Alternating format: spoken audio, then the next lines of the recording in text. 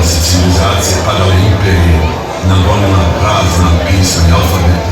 Samo jedan car carevao je za vijek vjekova, njegovo ime je laž.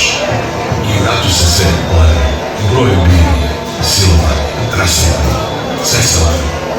Kao da to nisu bili ljudi od krvi i mesa, puni smijeha i suza. Valja nam svima oboriti pogled na tim silnim grobovima, prizarima i humkama, što ostaše rasuti u bosanskoj zemlji nakon velikog pira.